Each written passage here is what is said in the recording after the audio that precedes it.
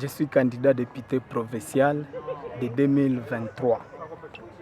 Pendant la campagne électorale, nous avons reçu plusieurs recommandations de la part de la population et nous avons pris ces recommandations, nous les avons transformées en un document.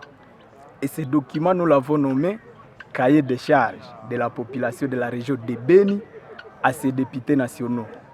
À cette occasion que nous recevons la délégation du caucus des députés nationaux élus du territoire de Béni, nous venons de remettre ces documents à nos élus de Béni territoire pour que ces derniers puissent hausser justement le taux de la population par rapport à la situation de Béni. Notre cahier de charges est structuré. Nous avons priorisé la sécurité et la justice. Dans le domaine de la sécurité, pendant notre campagne, la population a voulu savoir pourquoi nos autorités militaires, même les autorités du pays, investissent beaucoup dans la guerre de communication que dans la guerre pratique. Par rapport à la justice, les problèmes de la justice sont pleins dans notre communauté. Je ne veux plus revenir sur la situation des conflits fonciers à chefferie de Bachou, mais au niveau national même, l'injustice pose problème parce qu'on peut résumer tous les problèmes de la RDC à la corruption. Tous les jours, nous apprenons dire détournement, mâché.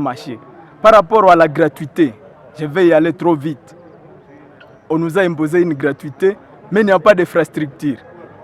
C'est par exemple dans la grande partie de la chefferie de Bachou, le projet de 145 territoires n'a pas touché cet endroit. Les enseignants non mécanisés, ils sont nombreux ici. Les enfants sont déjà à l'école à grand nombre, mais il n'y a pas d'infrastructure pour les recevoir. Je donne l'exemple de l'EP Motender aujourd'hui, qui a plus de 1300, mais il n'y a pas d'effectifs, il n'y a pas d'infrastructure. Les enseignants non payés. Les rares qui sont payés à monnaie de singe, 240 000 francs, vous pouvez calculer ça par rapport au taux du jour.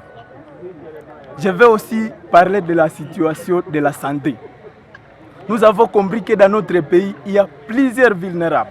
Gratuité de la maternité, moi je souhaiterais que nos députés plaident jusqu'à ce qu'on arrive aussi à la gratuité des soins pour les personnes vivant avec handicap, les personnes du troisième âge, les veuves et orphelins des massacres, les veuves et orphelins des militaires, ils sont abandonnés. Le mouvement de vigilance patriotique se donne comme mission de former la population sur ce que chacun doit faire. La non-information constitue une arme grave contre notre société. Quand on n'est pas informé de ce que les gouvernants, les gouvernés doivent faire, et justement vous comprenez que ça ne va pas.